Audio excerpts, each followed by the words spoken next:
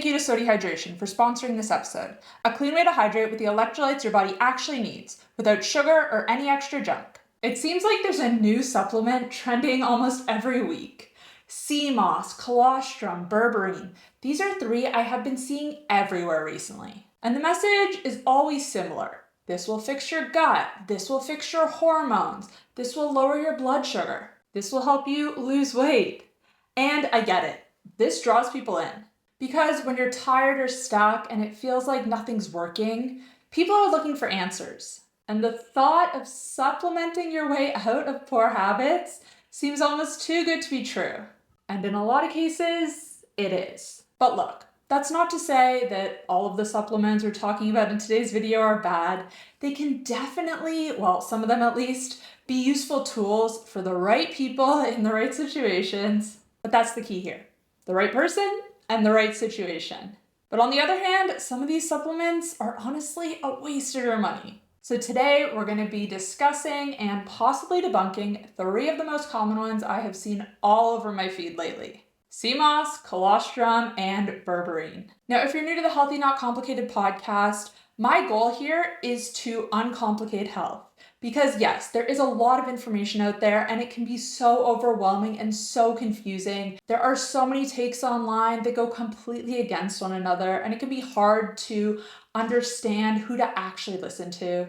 So in this podcast, I try to cut through the noise. In each episode, we discuss 3 trending news headlines. Today, they're specifically on supplements, and we talk about them. Because honestly, when you break it all down to the bare bones, when you remove all of the noise, being healthy isn't complicated. Now, that doesn't mean it's easy, but honestly, when you understand how certain foods and certain habits impact your body, your health, your blood sugar, your insulin, it starts to make a lot more sense. And I find that with my clients, when they understand how these things work on a basic level, it's a lot easier to make good choices.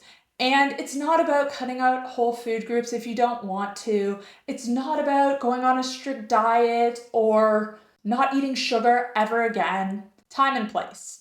It's about making the best choices you can as often as you can. And I try to help people understand how to make those good choices more often. Because every decision you make, the choice you make, it falls on a spectrum. There's always going to be better and worse choices. So even if you pick something that's middle of the road, sure, it's not the best choice you could make, but it's also not the worst. And that's powerful. That's still going to help you in a positive way. But anyways, that's my introduction done. If you're watching or listening on YouTube, hi, nice to see you. If you're watching or listening on Spotify, also hi, nice to see you. So let's start by talking about the first one, which is sea moss. And the main article we're going to be discussing today in relation to sea moss is from the LA Times, and it says, is sea moss really good for you, or is it just good marketing? Now, if you've seen these sea moss supplements, I know they were really trending a few months ago on TikTok. They are often sold in this gel kind of form, and usually in a jar or a package. People on TikTok a few months ago were doing a taste test. Basically, you're just supposed to take a spoonful right off the spoon and eat it. And there were some pretty strong reactions. I have actually tried it. The ones I tried were definitely flavored. I can't remember exactly, and they weren't horrible. But an unflavored version, I can imagine, might be a little seaweedy. I can see how that might be a bit off-putting. Now, one of the biggest claims made around sea moss is that it contains 92 minerals that your body needs. And that's honestly a pretty remarkable claim, because obviously we all know about nutrients and minerals, and we all know that our body needs them. We know about main ones like iron, zinc, vitamin B12, vitamin A, vitamin D. But when we hear 92, that is a big number. And I don't think most people out there, probably not even myself, can name 92 minerals. So you think, wow, this is absolutely loaded with nutrients. And some of the claims around sea moss include things like better gut health, better digestion. It does have a decent amount of fiber. I think it's about 9 grams per spoonful, and it's very, very low calories as well. People say they experience better energy, better mood. Honestly, a lot of claims. And when you look at sea moss nutritionally, well, basically algae in general is known to be very nutrient dense. It's known to be very high in iodine, which if you've watched any of my videos on YouTube on iodine, you will know that a lot of people are at least low in it and don't realize. Maybe not to the level of being deficient, but anyone who has issues with their thyroid, who has issues with hair loss, women especially tend to not be getting a lot of iodine in, and especially if you don't eat a lot of seafood, then that really limits how much iodine you can get in through your diet. So a lot of people are low in iodine, women especially, like I said. So something like algae is very high in iodine, seaweed in general, and sea moss is essentially made from that. So it is a pretty good source of iodine, but it really depends on the dose. And this is actually the issue with most of the nutrients that sea moss claims to have. Because yes, technically it does have a lot of nutrients in it, but the amount of each one varies greatly. And it varies based on where the sea moss was sourced, the quality of it, and just honestly batch to batch. And when we're talking in such small amounts, that variance can make a big difference. Some of the minerals included in that 92, there's only very, very trace amounts. So yeah, 92 minerals does sound impressive, but if you're barely getting any of certain ones, it starts to lose its appeal. Now, the article from the LA Times did talk a little bit about how sea moss is very high in iodine and that can be good for the right person. Anyone who's low in iodine can benefit from that. However, there is a cutoff point. If you're consuming too much iodine, that's obviously not good. Now, for most people, it's the opposite problem. They're not getting anywhere near enough. But I do think that, and this is me talking personally now, there are better sources of iodine than sea moss. Seafood in general. Any seafood you eat is going to have a decent amount of iodine. And I would recommend turning to this before you turn to an iodine supplement. So any type of fish, salmon, sardines, I've been talking a lot about lately and their benefits. Iodine is one of the benefits. Prawns, any type of seaweed or kelp. So even like the sushi papers that are made from seaweed, those are a good source of iodine. Now, in terms of non-seafood, eggs do have a little bit, dairy does have a little bit. So this can help to supplement, but really seafood is honestly the best source. Now, if you're still low, that's when you might be better off taking iodine drops, and it's just 2 drops a day, liquid. That can be extremely beneficial. Honestly, years ago, I was low in iodine and I was experiencing a lot of side effects. I was experiencing things with my thyroid and whatnot. And when I started eating more seafood, when I started supplementing iodine, I noticed a huge difference, especially in my energy. And that was life-changing for me. So now my iodine levels are good. I do eat a lot of seafood. I make sure to prioritize that and everything's good. But yeah, definitely something to look into is iodine. But sea moss, these products are expensive for what they are. You could buy an iodine supplement or you could just eat seafood regularly and experience a lot of the same benefits. And that's basically all there is to say about sea moss. Everything else in it, you're not really getting a lot of because there's such low amounts. So yes, it's easy to include. All they recommend taking is a spoonful or 2 a day, but there are better ways to get it than an overpriced supplement like this. So that's sea moss. Sounds good on paper, but it's not as powerful in reality. So for that reason, I recommend skipping this one. All right, now before we get into colostrum, we're gonna take a quick moment for the Sip with Sodii. This is a segment where I answer one of your questions that was left on the last podcast episode, and if I choose your question, you're going home with a free pack of Sodii's everyday hydration salts. Not a pack like this, you get a full box or a tub. So today's question was on berberine, which we are gonna talk about more at the end of today's episode. And the question was, I get mixed messages with berberine. I've read certain medications don't allow you to take it. I take blood pressure, cholesterol, and thyroid meds. Any thoughts? And honestly, this is a good question and one that I get a lot, so I wanted to answer it here so I could refer people. Basically, berberine is a supplement that actually has real effects on the body. It's not just a supplement that contains nutrients. And because of that, yes, it does interact with certain medications. If you are on medications, you said blood pressure, you said cholesterol, and you said thyroid, this is not something to just add in casually. Because berberine affects your blood sugar levels in a positive way, spoiler alert, it can change how your body metabolizes these medications. It can either mean that they're metabolized faster and amplify what they're trying to do, or it can interfere. So the key point here is just because a supplement is natural, it doesn't mean it's risk-free. You definitely are going to want to check with your doctor when it comes to taking berberine. Now, for things like metformin actually acts in a similar way to berberine. So some doctors will prescribe metformin and berberine together.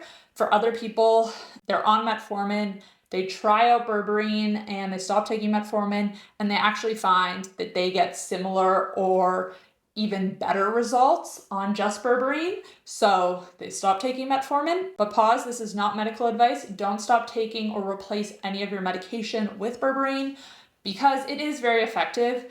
But like I said at the start of this video, right person, right situation. So definitely check with your doctor first and make sure that berberine isn't going to interfere with anything you're taking, especially when it comes to blood pressure, because berberine, it helps to improve your insulin sensitivity. And in case you didn't know, most cases of high blood pressure, chronic high blood pressure, hypertension are actually caused by insulin resistance. And when insulin resistance is improved, when you get better insulin sensitivity, then your blood sugar comes down. So because berberine helps with insulin sensitivity, it also helps with lowering your blood pressure. So if you're already taking blood pressure medication, then this might cause your blood pressure to go too low. And the same goes for your blood sugar. Berberine is doing what it's meant to do, which is a good thing, but if you're already taking medications that are working in a similar way, then yeah, it can interfere. Now, I hope that answered your question. If you want to know more about berberine, we're going to be talking about that as the third supplement today, so make sure you stick around. And if you want your question answered on the next episode of the Healthy Not Complicated podcast, leave it in the comments down below, either on Spotify or YouTube, with the hashtag #TheSipWithSodii. If I choose your question, you're going to win some free everyday hydration salts. Next up is colostrum, and this is another one that I've seen hitting the mainstream like crazy lately. It is very popular in certain Erewhon smoothies. I think Hailey Bieber's smoothie it was maybe in, and a couple other of the big ones that have been trending recently. So what is it, and are the benefits really worth the hype? Is it worth buying that expensive smoothie? So the article we're going to be discussing in relation to colostrum is called All About Colostrum, the wacky wellness ingredient that A-listers love. Ah yes, so here it says that it was in Sophia Richie's smoothie at Erewhon, and I'm pretty sure it was in Hailey Bieber's as well, but honestly doesn't matter. It's obviously an add-on to smoothies that has become more popular. Now, the promises behind colostrum: gut healing, improved immunity, that is a big one. People say they don't get sick when they take it. Better skin, better recovery, better exercise performance. There is a lot of promises going on here. But let's take a step back. What exactly is colostrum? Well, it is the first milk that's produced when a human or a mammal gives birth. So it's thick and it's made up of a high concentration of nutrients. Obviously, it's the first milk being produced, so it's the first thing that a human baby or a mammal baby is going to consume. So there's a lot of nutrition packed in there, and also antibodies, which is part of the reason why people think it is so great for your immune system, why it's going to stop you from getting sick. But is there something to that? It's also really high in nutrients like vitamin A, C, E, and B. It's rich in protein and fat, and also magnesium.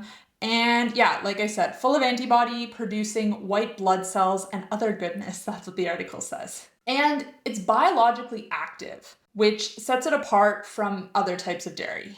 It contains growth factors and it contains immune compounds. And all of this sounds amazing. In theory, all of this nutrition, when we compare it to something like sea moss, which we spoke about earlier, there is way more nutrition in colostrum than there is in sea moss. You're getting a much higher dose of basically everything, from colostrum than you are from sea moss. So if you're gonna pick one over the other, just based on nutritional profile, I would go with this one. But when we look at the research, it's still pretty early and hard to make any definitive claims. Some studies done on athletes didn't really see any improvements to their immune system, but they did notice other changes in terms of their energy. So again, this does seem to be a trend that people and companies are jumping on early. So obviously colostrum, it's been around forever. There have been people talking about the benefits for years and years and years, but just recently it's hit the mainstream. There are supplement companies that are jumping on it, making these products, making it consumable. Usually you buy it in a powder form, so it's easy to mix into smoothies and whatnot. And honestly, I will give it to them. The immune benefits do sound pretty promising, even though the results are a little bit mixed. Definitely more testing needs to be done. We need more studies in order to decide if this is actually beneficial or if it's just an overpriced supplement and we can get the same benefits from dairy in general, from other whole foods. So this one I would recommend more than sea moss, but still probably not life-changing and probably not something that everyone needs. And now let's talk about berberine, which is one of my favorite supplements to talk about. Now, berberine is often talked about in the context of weight loss, blood sugar control, lowering insulin, all of that good stuff that a lot of people are after. And the article we're going to be talking about in relation to this today is called "TikTok's Berberine Fad is About More Than Nature's Ozempic." It says, Berberine went viral as a weight loss wonder pill. Its success on social media shows how broken our supplement industry is. And this is an article on wired.com.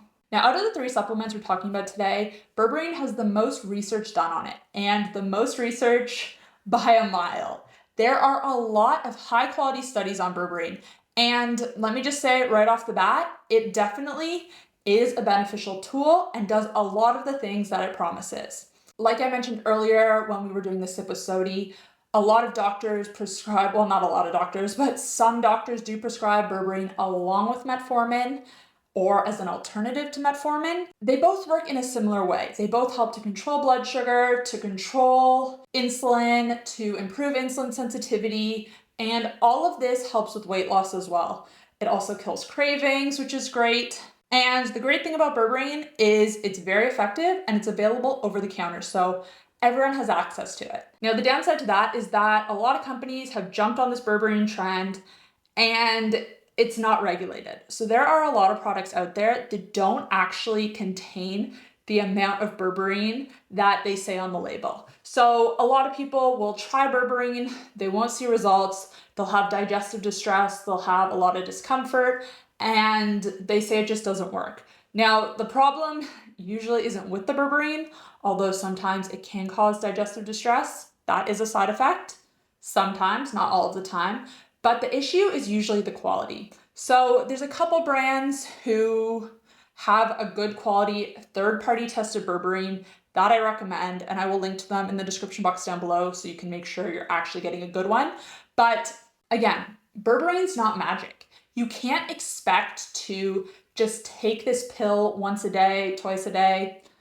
That's usually the general recommended dose, and not change anything else about your diet, your lifestyle, your habits. You can't still be sedentary and eating processed food and eating late at night and sleeping poorly and not managing your stress and expect to see life-changing results. Berberine is going to work best when it's paired with the right changes. And like I said at the start of this episode, my goal is to show you that those changes don't need to be dramatic, that getting healthy doesn't have to be complicated. And it's as simple as eating more protein, being smart about your carbs, not eating them in isolation, not eating carbs for breakfast, or not eating carbs alone for breakfast at least, saving them for later in the day. It's about getting some movement in, no matter what that is. It's about getting enough sleep. That, honestly, is where a lot of people fall short, is they change their diet, they're eating a very strict diet, they're not getting results. It's because they're not sleeping enough. Sleep is so powerful, and especially for hormone control. If you don't get enough sleep, the next day you're more insulin resistant.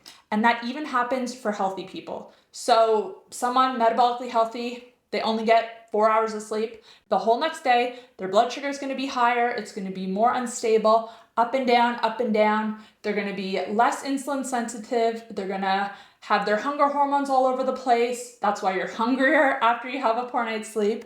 And all of these things combine to keep you insulin resistant, to keep you stuck, to prevent progress. So if you're falling short with your diet and your lifestyle, adding berberine in, it's not going to help, or it's not going to help as much as it could. Now, if you're eating mainly whole foods, if you're getting some movement in during the day, if you're sleeping well, adding berberine to that can accelerate your results. It's honestly very, very powerful. A lot of people and this article refer to berberine as nature's Ozempic or natural Ozempic. And I see why it has got that tagline, because it is so powerful for weight loss, like I said. But the thing is, it doesn't really work in the same way as Ozempic. Ozempic actually, the main way Ozempic works is by suppressing your hunger. And with that, you don't eat as much.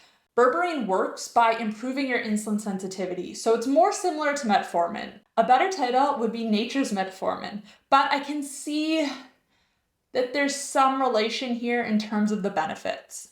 It does also help to control your hunger and to kill cravings. I think berberine is a great tool if you're struggling with cravings and struggling to stay consistent. Now, the thing with berberine is it's not meant to be taken long term. The ways I recommend taking it are either once a day in the morning. That's going to help with blood sugar control and cravings all day long. And do that for 3 months. If you take it for any longer, it actually can have a negative impact on your gut. It can actually wipe out the good gut bacteria, and that's not what you want. So that's why you'll hear a lot of people and see studies that say, don't take it long term. 3 months daily, that's probably when you want to cycle off of it. Now, if you are making the diet and lifestyle changes that I spoke about earlier and taking berberine, after 3 months, you should see significant progress, and you might not even need it anymore. Now, if you do have a lot of weight to lose, if your insulin is very high, if you're very insulin resistant, then you might need to cycle off and then back on. The other way you can use berberine is as an occasional tool, and this is actually how I use it personally. So when I know I'm eating out, I'm not sure what's on the menu, but it might be higher in carbs, I will take berberine 30 minutes beforehand. And this is just gonna help with blood sugar control of that meal. I love taking berberine when I'm going on vacation, taking it once a day in the morning, and that just helps with all the extra carbs, maybe all the extra food that I'm gonna be eating in the day, and helps me have fewer cravings when my blood sugar might be a little bit more unstable. But these are sort of one-off occasions. And when it's taken like this, you don't really need to cycle off of it. So out of the three, sea moss, colostrum, and berberine, this is the most highly researched and proven to be effective. None of these are completely overblown. All three do have some promising research and potential behind them. But honestly, unless you have a lot of disposable income, I would skip the first two. I would definitely skip sea moss. Colostrum, that can have a place. Berberine, if you're struggling with insulin resistance, blood sugar control, and you're not on any medications that interfere with it, then definitely worth giving that a go. But anyways, I am going to wrap up this episode here. Thank you so much for watching, guys. Don't forget to leave your questions for the Sip with Sodii in the next episode in the comments down below. You can leave multiple comments as well. Just make sure to use the hashtag on every one. Thank you guys so much for watching, and I will see you in the next episode. Bye, guys.